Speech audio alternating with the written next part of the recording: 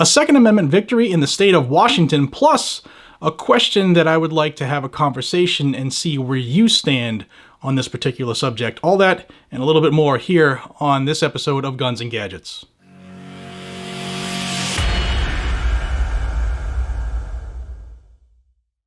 Hey everybody, welcome back to Guns and Gadgets, your premier source for Second Amendment news. I want to start out this episode by thanking Big Daddy Unlimited for being a supporter of this channel. If you haven't checked out Big Daddy, please check them out. I'll have a link to my website down below. It's gadgets.com, and you can see links to a lot of the people who support this channel there. Can't put that on YouTube because, God forbid, you link to free society purchases, but that is down below. But Big Daddy Unlimited, they support this channel. They are revolutionizing the online gun store. Chances are you can find what you're looking for there, and there's a very good possibility that it's cheaper than anywhere else. It's 99 cents for the first month. You can buy whatever you want, and you can cancel at any time. And if you choose to stay on, if you like to buy things at a discount, it goes up a little bit more. It's like 10 bucks a month after that. But you can check them out through that link through my website. Thank you, Big Daddy Unlimited, for being a sponsor and a supporter of Guns and Gadgets. It means a lot, especially in the times we're currently in. So let's talk about what happened in Washington State. So Washington State is one of those states, like others, that have preemption laws. And the preemption laws around the Second Amendment, in layman's terms, a city or a town cannot pass any type of gun control law that supersedes what the state law already is. And in this particular lawsuit, the Second Amendment Foundation and the NRA filed a suit against the municipality of Edmonds, Washington. Edmonds, Washington passed their own law requiring storage of firearms and telling people how they had to store their items while within their own home. And that's what I wanted to talk about. We'll stand by with that thought for a second. We'll talk about this lawsuit, what it means going forward, and then I want to see how you guys and gals feel about safe storage laws.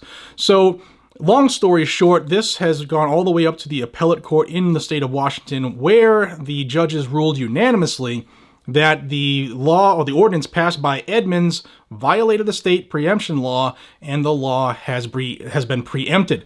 So this is a good thing. This, in a way, it tells states that, yes, we still have these preemption laws, and that if you violate them, you will be found responsible.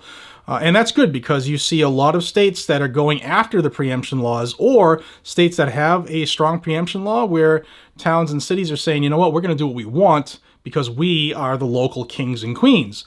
And it's been happening for the last few years, so I'm glad to see some cases to be ruled correctly to beat back those obvious attacks at infringing on the Second Amendment. Now, Alan Gottlieb, who heads Second Amendment Foundation, said that this is good that a state upheld its preemption law, and even better, this lawsuit is almost worded exactly as the lawsuit they have filed against Seattle, Washington, and this is going to bode well for them in that case as well. All right, so now I wanted to talk to you all about safe storage laws.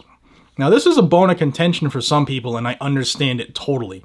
There is a value for having a tool ready in the event that you need that tool. Whether it's 2 in the morning, 3 in the afternoon, whatever, there is a very solid value and a very solid argument for having the tools ready to be utilized instead of having to take steps to obtain the tool and then steps to obtain the proper bits and putting them together to make fun go boom.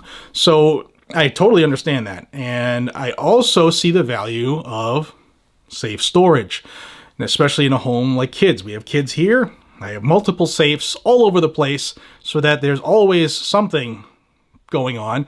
Not today, ATF. But I mean, I also conceal carry all over the place anyway, and so does my wife. But how do you feel about states telling you how you have to secure your items within your own home? I've had this conversation with a lot of people, and before we have this conversation, we have to have an open mind, because there are people who say, yes, there should be requirements to store them safely, whether it's a safe or a trigger lock or what have you. And then there are the other side of the coin that says, you can't tell me what to do as long as I'm a responsible adult. I own this. This is my house, and the government has no business being inside this structure. Two solid arguments. And I want to hear what you guys and gals think, because, I mean, we're all family here. All 445,000 of us. I can't believe that. Thank you so much for your support. But what do you think about required safe storage laws? Now, the responsible gun owner is going to do the responsible thing, But what do you think? Let me know down below in the comment section your opinion about a state saying you will and you shall secure this way. Here in Massachusetts, we have safe storage laws that are ridiculous. You have to have a trigger lock, and if you don't have a trigger lock, it has to be in a safe. There's all kinds of craziness, but I believe responsible gun owners do the responsible thing 99 times out of 100. And I just wanted to see what you guys and gals think down below, because this is always a conversation I get into, especially when I was running a lot of firearms instructor classes, when I was teaching a lot of people. This inevitably would come up in every single class once we breached that subject.